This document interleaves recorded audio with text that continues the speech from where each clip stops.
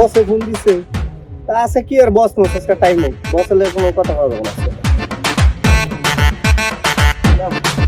আবার ফোন দিল, বসে আবার ফোন দিছে, না কি হয়েছে ঠিক আছে। আসসালামু আলাইকুম স্যার। সালাম। নাসির কই তুই? স্যার। আমি তো একটু ঘুরতে আসছি। ঘুরতে আসিস মানে? কাজ আছে জানাস না? স্যার কাজ আছে। বিশাল বড় একটা প্রজেক্ট করছি, লোক লাগবে, ইমার্জেন্সি আমার লগে দেখা কর। স্যার আজকে না গেলে হয় না? আজকে আসতে হবে ইমার্জেন্সি।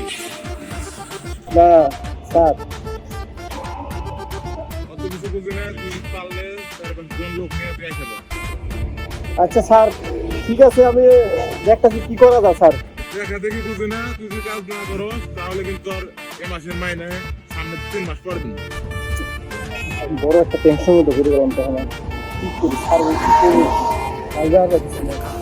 আচ্ছা স্যার ঠিক আছে, আমি আচ্ছা স্যার আমার 10 মিনিট সময় দেন স্যার। তুই 1 ঘন্টার মধ্যে আয়, 10 মিনিট না, তুই 1 ঘন্টার মধ্যে চালু চলে আয়, অফিসে চলে আয়। ঠিক আছে স্যার, আমি তো লুক কোথায় নিয়ে তাহলে আমি আসবো স্যার। ঠিক আছে আচ্ছা স্যার, আসসালামু আলাইকুম স্যার। তো ভালো থাকুন স্যার।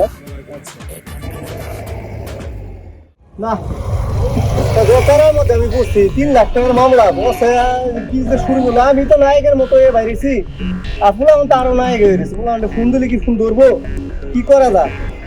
আচ্ছা দেখি রাকিবকে ফোন দিয়ে দেখি তো। হ্যালো রাকিব, কই আছো? গান জিলে আসো তো? ওই যে স্যারে তো ফোন দিছে, তাহলে কি কর? 3 লাখ টাকার মামলা এখানে, কিন্তু যদি না যায় তাহলে কিন্তু পুরো ধ্বংস হয়ে যাবো। না না না, এই কথা বললো না রাকিব। শুনো, তুমি সব ছেলে পেলে নিয়ে চলে আসো।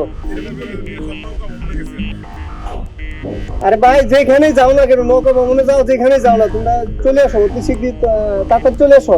কারণ হচ্ছে যে স্যারে যেটা বলছে, স্যারের কথা রাখতে হবে, স্যারের কথা না রাখতে হবে না। কোনো মতেই সম্ভব না, ফোন রেখে দিলাম। কি করা যায়? ফোন কাইটা দিল, তাহলে কি করা যায়? হ্যাঁ সেলিম, তুই কই আছিস রে? তুই তাড়াতাড়ি আয় তো। আর তোর সবাইকে একভাবে ঘুরতে আনছিস নাকি ঘোরাঘুরির জন্য? বুঝতেছি না কিছু আমি, পুরো টেনশনের মধ্যে করি। দেখ আমি 3 লাখ টাকার মামলা, 3 লাখ এক দিতে গেল, 3 লাখ টাকা কম মনে করছে, বুঝছস? শুন, বসের কথা না শুনলে কিন্তু আমরা এখানে কাজ করতে পারবো না।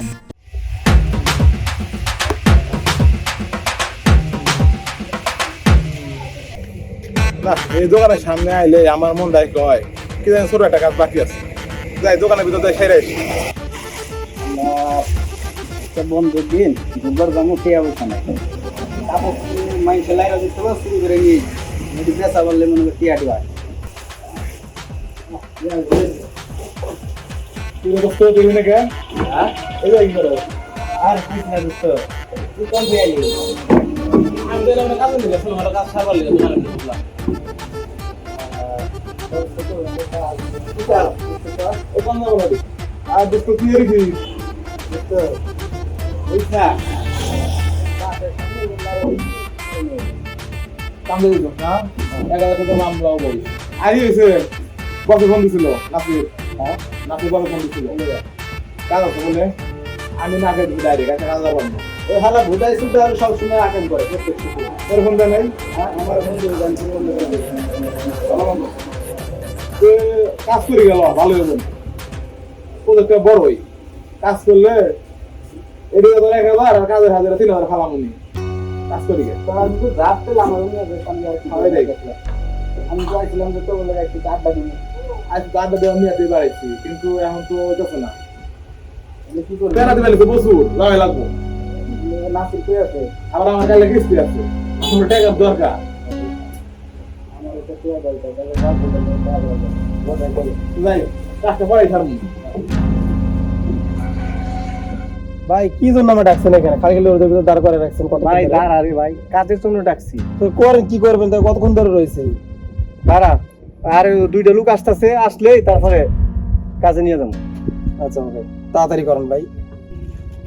কি রে কাজে কি এই মাল নিয়ে যাবি কি করবো এগুলো ফালাই ছিল কিন্তু এগুলো নষ্ট হয়ে যাবে তাহলে বেচা লাগবে না। দাঁড়ায় দেখি কি কি আছে আমার মতো আবার এগুলো দেখা লাগবো কে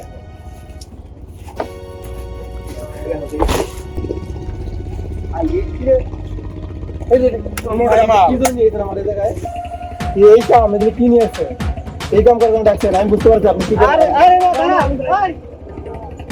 দুইটা লোক নিয়ে এলাম আমি, তোরা কি এটা কাম করছো রব্বানি দুজনে মিলিয়া? দুইটা লোক নিয়ে এসে এত কষ্ট করিয়া তোর এইগুলা দেখে তো দুইটা লোক ধরে এসে চলে গেল। দূর আপনি ঠিক মতো হাজিরা দেন না কি করবো আপনি কি করে নিয়ে এসেছেন গো কাজের পাতা হইনি দুধ দেয় বসে তো আমার 3 লাখ টাকা এই যে পাম্পু দিকে তো করে ফোন দেন তো করে এটাও দিব না আমি। চুলিয়া না তোরা আসলে মানুষ না বুঝছো? ব্যাকটেলার মতো কথা কন কি কয় এগুলা এই যাম না কাজ যাম না কাজলাম হইবে তোরা আসলে চুলিয়া না মারো কাজলাম না